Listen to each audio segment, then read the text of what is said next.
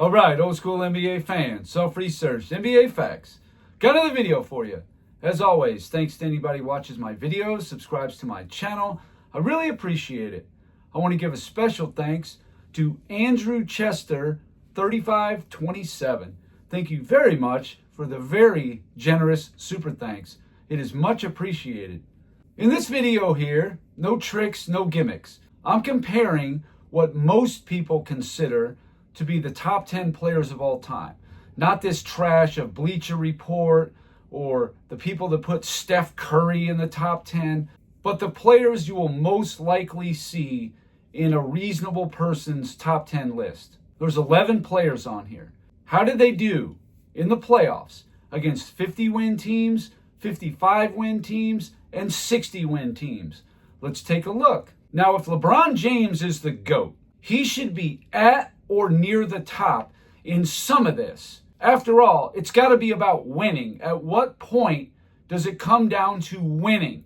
I don't care what kind of stats, whatever you're putting up, it's got to be at some point about winning.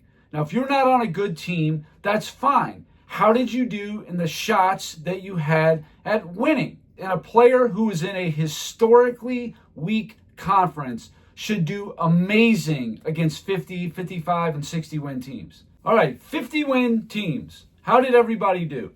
And they also included the percentage of the series you played against 50-win teams. You should have a fair amount on here. So starting at the top, the record versus 50-win teams. LeBron James, 19-13, 59.4%. Okay? Shaq, 17-9, 65.4%. So he's winning almost 2 out of 3. Tim Duncan, 19-12, 61.3%. Hakeem Olajuwon, 10-9, 52.6%, which is amazing considering he was never the number one seed and never won 60 games. Wilt Chamberlain was 5-9, 35.7%, but context is going to be needed on some of these guys. Wilt Chamberlain's problem was not his teammates. His problem was Boston. That was his issue. He did let a couple series slip through that he should have won, in my opinion. And it would have enhanced his career tremendously. But because he lost, I just can't ever put Wilt up near the top because of that. Winning is just so valuable to me. It's the most important thing. But under context, if you're just coattailing a great team, well, that's not the same thing as leading a team to a championship. It's just not the same. And if you have a great team, well, now the responsibility is to not lose. That's what I always tell people about Michael Jordan. Say anything you want about his competition. I don't care. He never lost to an inferior team. That is huge. There's no other all-time great that can say that. Larry Bird was 10-7, 58.8%. Kareem, 12-8, 60%. Pretty good. Kobe Bryant was 24-8, 75%. Now, to all the Kobe lovers and haters, Kobe was 14-3 when he played with Shaq. But that also enhances Shaq's record too. It's not like Kobe was just coattailing. So that means without Shaq, Kobe still has a very good record of 10-5. That's winning 2 out of every 3 series. Magic Johnson, 12-6. That's 66.67 or 0.7%. Bill Russell, 14-1. I gave him a pass on 1958 because he did not play over half the series. And Michael Jordan, 20-7. That's 74.1%. That's the second best on this list, only to Russell. So now you look at the percentage of series played against 50-plus win teams. LeBron James played 32 of his 55 series. Now, on its face, you're saying, oh, that's quite a bit. All right, let's take a look at that. 58.2%. Shaquille O'Neal, 26 of his 44. Tim Duncan, 31 of 48. Olajuwon, 19 of 28. Wilt Chamberlain, 14 of 29. Larry Bird, 17 of 31. Kareem, 20 of 49. Kobe, 32 of 38. That's a lot of 50-win teams he had to play against. Kobe played the same number as LeBron did in 17 less series as a starter. I took out the ones where he wasn't a starter. Magic Johnson, 18 out of 40. Bill Russell, 15 out of 29. Michael Jordan, 27 out of 37 series. But when you break it down, the record versus 50-win teams, LeBron James is 8th. Michael Jordan, if you're curious, 2nd, only to Russell. The percentage of series played versus 50-win teams, Michael Jordan again, 2nd. LeBron James, 6th, middle of the pack. So it's not like he had an overabundance of 50-win teams. Versus 55-win teams, LeBron James has a losing record of 10-11. Shaq is 12-5, Duncan 10-10, Olajuwon an amazing 8-7, Wilt Chamberlain 3-8, Larry Bird 3-4, Kareem 8-6, Kobe Bryant 11-7. And again, for those that either love or hate Kobe, Kobe was 9-2 when he played with Shaq versus 55-win teams. He was 2-5 without Shaq. Magic Johnson 8-4. It's a good percentage. Bill Russell 6-1. Michael Jordan 13-6. So again, out of these 11 players, LeBron is 9th. He's 9th. Even if I put Curry in here, LeBron would have just been one more worse on all of it, because you know Curry's dusting him in 50-win, 55-win. But again, context is needed. But now when you look at percentage of series played versus 55-win teams, LeBron is sitting at 21 out of 55. Shaq is 17 of 44. Duncan 20 of 48. Olajuwon 15 of 28. Over half his series versus 55 or better win teams. And he's got a winning record. That's where I just rest my case on Olajuwon right there. Wilt Chamberlain 11 out of 29. Larry Bird only 7 out of 31, which I was very surprised at. He was the lowest percentage on the list. Kareem 14 out of 49. Kobe 18 out of 38. Magic 12 out of 40. Bill Russell only 7 out of 29, because with so few teams, there just wasn't enough wins to go around unless you were Boston. Michael Jordan 19 out of 37. That's 51.4% of all the series he played was against 55-win teams or better. Second only to Olajuwon when it comes to percentage. LeBron James, he's 6th, middle of the pack. And the result, like I said, a losing record, which nets him 9th out of the 11 players. Now, I understand this is just one angle. I get that. But this is a pretty strong one. How did you do against good, very good, and great teams? How did you do? At some point, you had a great team yourself. All these players, or at least a really good team. Sometimes you were on a bad team, absolutely. Now, 60-win teams. This separates the men from the boys right here. LeBron James, the alleged GOAT, sitting on a losing record at 3-5. So he's got a losing record against 55-win and a losing record against 60-win. But not many players had a winning record against 60-win teams. Shaquille O'Neal's 4-4. Tim Duncan 5-4. What's funny is he was 500 against 55-win teams, but a winning record against 60-win teams. Olajuwon 3-5. Wilt Chamberlain 2-6. Larry Bird 1-2. He only played 3 and only won one of them. Kareem 1-5. Kobe 1-4. Magic Johnson 2-4. Bill Russell 1-1. And Michael Jordan 7-2.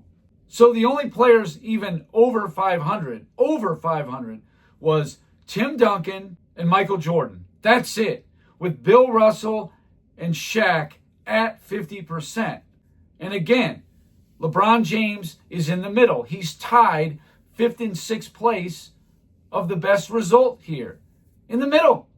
Now, the percentage of 60-win teams played, which is also equally important. Did you play a lot of them? Did you not? Let's take a look. LeBron James in his 55 playoff series played 8, 14.5%.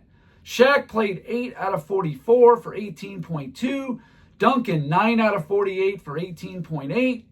Olajuwon 8 out of 28 for 28.6%. He played the most. Wilt Chamberlain played the second most, 8 out of 29 series. Larry Bird only 3 out of 31. That would have been the Lakers twice, and I think Philly in 81. I could be wrong about that, but I'm pretty sure that's what it was. But he had a 1-2 record. Kareem, only 6 out of 49 for 12.2%. Kobe, 5 out of 38, only 13.2%. So he wasn't playing a lot of 60-win teams. People like Dreamers Pro, Scap Attack, they tout how Kobe did against 50-win teams, and he did excellent, sure. But as the competition got elevated, 55, 60-win, Kobe went down. He just did. But most players do. And with 60-win teams, Kobe was 1-4 as a starter, but without Shaq, he was 0-2. So he was 1-2 with Shaq. Not really that much better. Magic Johnson was 6 out of 40 for 15%. Bill Russell only played 2 out of 29, the lowest on the list. And again, a lot of that had to do with earlier in his career, there just wasn't a lot of teams racking up wins like that. I believe the only 2 he played was the 67 and 68 Philadelphia 76ers. I think that's it. And he split. Michael Jordan, 9 out of 37, just under a quarter of his series was against 60-win teams. 24.3%, but he's got a 7-2 record. Only Olajuwon and Wilt played more than Jordan. But again, when you go by percentage of series versus 60-win teams, Olajuwon number 1, Wilt number 2, Jordan's number 3, Duncan number 4, Shaq number 5, Magic number 6, LeBron number 7, Kobe number 8, Kareem 9th, Larry Bird 10th, and Bill Russell 11th.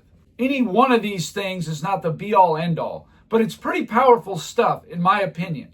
But Michael Jordan is no worse than 3rd on any of this. He's either 1st, 2nd, or 3rd in record versus 50-win, 55-win, and 60-win, and then percentage of series played, 50, 55, and 60-win teams.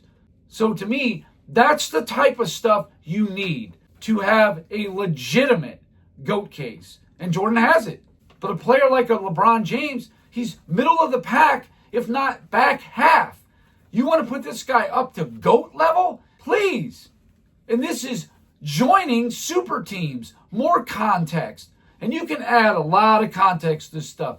Absolutely. You can't take it all at face value. Wilt Chamberlain comes to mind. He ran into Boston a lot. Even though the last 3 years that Wilt was on Philly, from 66 to 68, his team was better than Boston. Now, they did beat him once, but they probably should have beat him in 68 when they were up 3-1. And Hakeem Olajuwon, he played those 60-win teams always as the inferior team. All 8 series, Olajuwon was on the road. You want to know how I know that without looking it up? Because he never won 60 games, so he had to have been on the road.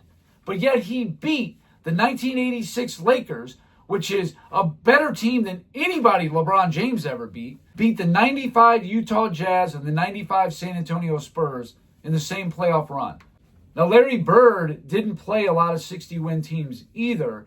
A lot of that had to do with the West just never had them if it wasn't the Lakers. I think they had 3 or 4 times they were a 60-win team.